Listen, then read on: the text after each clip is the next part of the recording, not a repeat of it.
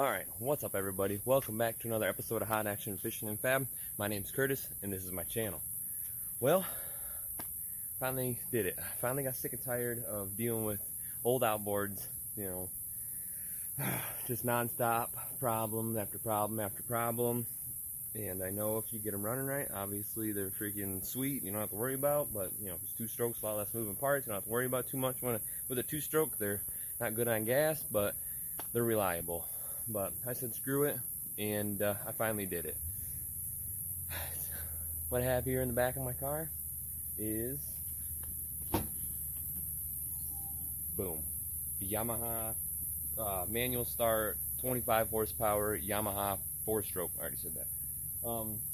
Yeah, finally pulled the trigger. Went and got it. I got it for $3,400 out the door. I went there, did my thing, and paid for it. And I was going to do an unboxing here at the house. I thought maybe it would fit in the back of my little Ford Focus. Well, it didn't, obviously. So here it is. It's in the back of my car. I'm going to take it out and go put it on the back of the Johnsen Skiff, and I'll get back to you. Well, there it is on the back of the little Johnsen. Really happy with it. Freaking super excited to finally have a good running, good, reliable, dependable motor. Saying that now, I haven't even had it out yet, but yeah, this is a Yamaha 25 horsepower 4-stroke manual start. It's not electric start, but it does have the option where I can add the electric start later on in life if I want to. Yeah, the reason why, I know in my previous video talking about the little skiff, I said I was going to go with Suzuki. Well, I called around a whole bunch of Suzuki dealerships, and most of them, well, all of them were on back order for sure.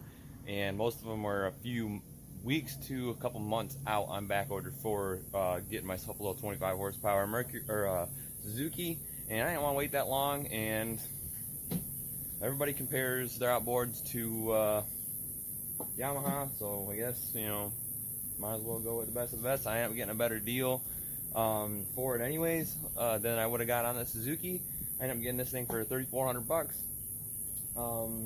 So yeah, that's the reason why I ended up going with this Yamaha rather than the Suzuki, because the one dealership in town, Ingman, was the only one that had a Yamaha in stock anyways too, and this was the only outboard that was in stock, the manual start version. I would have bought the electric start version if it was there, but the manual start was the only one they had in stock, and they weren't going to get the electric start one till October, so I didn't want to wait that long.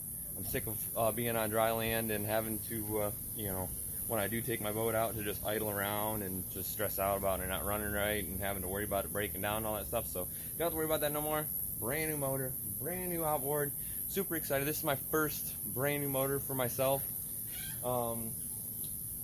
Like I said, I don't remember if I said the break-in procedure already, but we're gonna have to go break her in. An hour at idle, just in gear at idle, and then an hour just bumped up on plane. Just kind of, give a little gas, don't, not wide open. Then for the last 8 hours, I can run her wide open, but it's not more than 5 minutes. But yeah, it's the EFI version. I don't think they make a carbureted version anymore, but it's the EFI version. It's got the really sweet tiller handle that I really like. Shifter up here, everything's super smooth. It's got a little button. One second. It's got a little button right here for changing the RPMs and stuff. Like if I'm trolling, I can just bump it up and it goes up in 50 RPM increments. Obviously shut off. This is where you lock out your throttle. You can tension it and make it kind of go on cruise control. This is how you lock out your outboard or your steering, and this thing steers super nice, and it is perfect with the pole platform that I built. Ooh, yep, I can't reach that far, but it's perfect. Yeah, this is to tilt the outboard up and down, if you can see it, up and down, and thank goodness the works out, because with the pulling platform, it still tilts up perfect. I got plenty of room underneath there for my hands to grab it, pull the outboard up. But yeah, so I'm excited. Finally got it all buttoned up.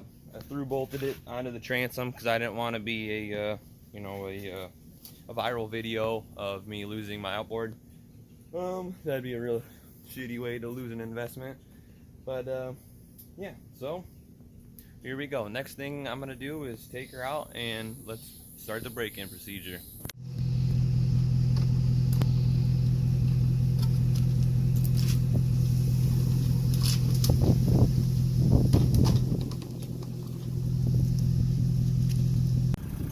There we go, we're on the water. We're out here just idling and trying to break this thing in.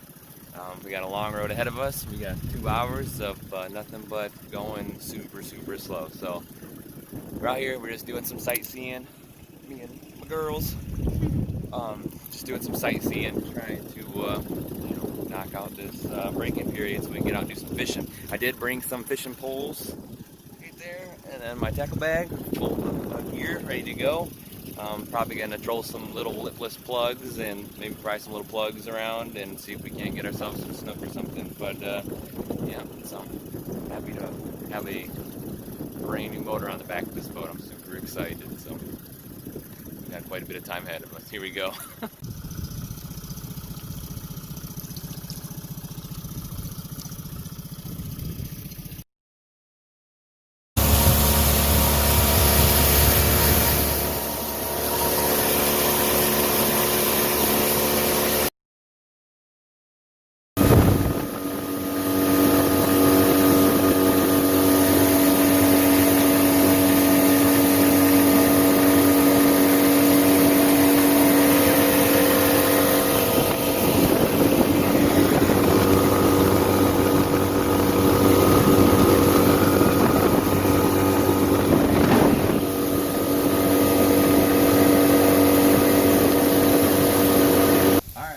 Back to the house. We got getting pretty windy. We got a hurricane coming, but all in all, I'm gonna do an actual like boat walkthrough on this little skiff now that she's done. But man, I can't describe how excited I am to have a good running motor. It was very devastating, you know, start trying to get out in the water and having motor problems because my previous boat, even same thing. I sold it with motor problems, and yeah, it's just nice to have a good running motor. I took my girlfriend and her sister out for the Maiden Voyage. We idled around for the first hour. We trolled some lures. We hooked up on some fish, but never landed anything. I'm pretty sure they were catfish, so nothing too exciting. But yeah, did that, and then we got up and we started running. Just jumped up on plane, backed it off a little bit, then ran around for a little while. Then I'd come off plane and just idle around for a little bit. Then I'd jump back up on plane. I did that for the next couple hours, or the next hour. And then finally I opened it up. After those first 2 hours, you're allowed to open it up. I opened it up, and I cannot be more happy with the way the boat ran. Even my girlfriend, she turned around and looked at me as soon as I got up on plane and started running and opened it up wide open. She turned around and just had like a very surprised look, because I told her, I said, I don't even know. I did so much. If you guys seen in another video, I did a lot of work to the bottom of the hull, but I didn't really do too much. No fairing, no nothing. All I did is I just put that slick bottom. I laid a layer of 1708 on the bottom of the hull, and then I slick bottomed over top of it. I didn't really sand on it too much or nothing. So I was kind of nervous how the bottom of the boat was going to act, and how, you know, running with the, you know, on plane. But because I haven't, you know, I've had this boat done for a month now, or a month and a half now, and I have not had it on plane. So I was kind of nervous. Been putting all this money into the boat, putting the $3,400 into the boat to have this outboard. But I'm glad it ran so nice, so smooth, so perfect. It was amazing. It was immaculate. Such a good feeling. I'm running out of words to describe it. It was awesome. But 28 miles an hour was the top end speed that we got out of her, just running around. That's with the stock prop. It's I want to say it's a 9 3/4 diameter, and it's 11 pitch prop. So it's an aluminum prop. I'm thinking maybe if I keep the same diameter and same pitch, that possibly. And then go to stainless, that possibly I have more bite and get out of the hole a little bit faster. But right now I'm just going to run it how she is. I'm really pleased with the way the boat handled, the way the boat acted. You know, 3 people in the boat with a little bit of gear, full tank of fuel, 28 miles an hour, and jumped up on the plane pretty good. And, you know, I just so thankful, so happy to finally have a good running motor, just a good running boat. So now that it's done, like I said, we'll do an actual boat walkthrough video, and I'll show you all the insides of the hatch and how everything all wired up and all that stuff. But right now, this is where I'm going to end the video. Thank you all for watching. I'm super grateful to have all you guys, all my subscribers. If you haven't subscribed, I'd really appreciate you guys subscribe again. Now that we got a good running boat, you know, for folks that want to see some fishing videos, some South Florida fishing videos, they'll be coming. Next, I'll be hopefully showing you guys the airboat. I got the airboat behind me that's getting ready to be wrapped up. But thank you again. Y'all have a wonderful week.